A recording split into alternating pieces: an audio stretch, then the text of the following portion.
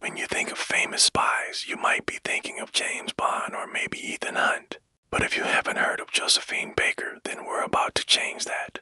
This entertainer and undercover operative was one of the best in the game, even having her own personal James Bond before the famous British agent even existed. And unlike Bond, she did it all while wearing high heels. It all started when Baker was working for the American spy agency precursor to the CIA, the precursor to the FBI and the OSS, which would later merge to form the CIA. Her mission, infiltrate Nazi Germany and find out what they were up to. Josephine Baker was born in 1906 in America, but by the time she was 13 years old, and moved to France with her mother. There she began working as a performer, singer, dancer, actress, whatever she needed to do to get by. She worked in cabarets, revues, and musicals and quickly became a star. By the time World War II rolled around, she was already famous. But the outbreak of war didn't stop Baker from doing what she loved. Instead, she continued to perform even under the Nazi occupation. She sang in Smokey Just clubs, entertaining troops both Allied and Axis. She wasn't picky. If someone was willing to pay her, she would sing for them. At first, she made most of her money singing for the Nazis, and that didn't sit well with many people who felt that she was betraying her country. But Baker said she had no choice. She couldn't just stop performing because that's how she made money. It wasn't like there was a government program to support artists during the war, at least not one that she knew about. Besides, she was already working as a spy by this point.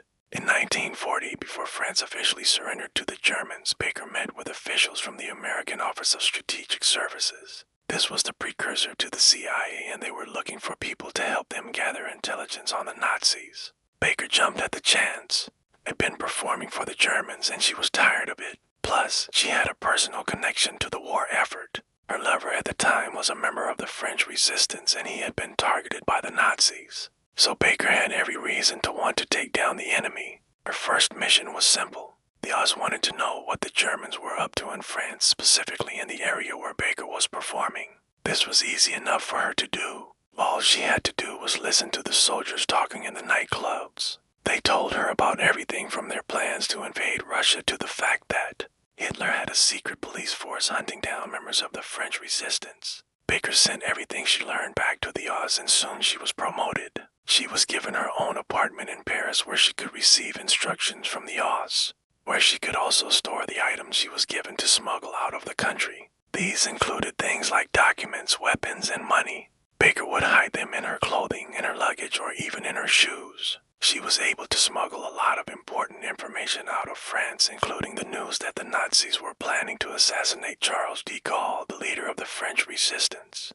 Baker also found out that the Nazis were planning to bomb several bridges in London. She passed this information along to the British and the bombs were defused before they could explode. So why don't we know about Josephine Baker? It is because she kept most of her missions and her exploits secret until after the war was over. You see, she was still performing in France and she didn't want the Nazis to know that she was spying on them. If they had found out, she would have been killed. In fact, she was arrested by the Nazis twice, but each time they let her off without killing her. They believed they figured that she was just a naive American artist who had gotten caught up in the war. They had no idea that she was a spy. In 1944, Baker left France and headed to Italy where she performed for the troops until the end of the war.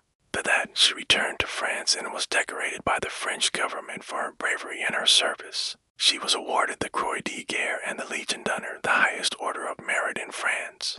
But that wasn't enough. The French government also gave her a house in the south of France as a reward. But Baker didn't rest on her laurels. She continued to perform and she continued to work for the OSS. She traveled all over Europe, Asia, and Africa gathering intelligence on the enemy. One of her most famous missions was in 1948 when she helped to smuggle a downed pilot out of East Germany. Baker posed as his wife and helped him escape to West Germany, where he could be picked up by the Allies. She also worked on several missions in the Congo, where she helped to train soldiers and gather intelligence on the Soviet Union. Eventually, Baker's work as a spy caught up with her and she was arrested by the French authorities in 1951. They accused her of smuggling diamonds out of the Congo, but Baker said she was set up. She claimed that she had been carrying the diamonds into the country, not out of it, and that she had been given a raw deal by the OSS. The French government didn't buy her story and she was sentenced to 6 months in prison.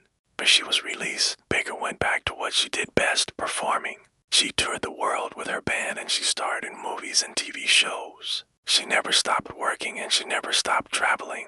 In 1975, Baker suffered a stroke that left her paralyzed on one side. But she refused to slow down. She continued to perform until she was well into her 80s. She died in 1978 at the age of 72, but her legacy lives on. In 2001, she was inducted into the International Spy Museum's Spy Hall of Fame.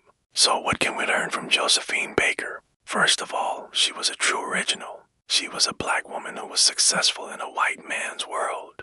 She was also a spy, an entertainer, and a fashion icon. She was not only smart and resourceful, but she was also brave. She was willing to put herself in danger to help out the Allies. And she was also selfless. She didn't do what she did for fame or fortune. She did it because she believed in the cause. Finally, Baker was also incredibly resilient. She was able to keep going even when things got tough. She was arrested and persecuted by the Nazis, but she never gave up. She also suffered from racism and sexism, but she overcame those obstacles and became one of the most successful entertainers of her day. So if you're feeling a little bit overwhelmed by everything that is going on in the world today, just remember Josephine Baker and how she was able to overcome everything that was thrown at her. Maybe it will give you the strength to keep going. That's all for now, but before you go, make sure to stay updated on our latest content.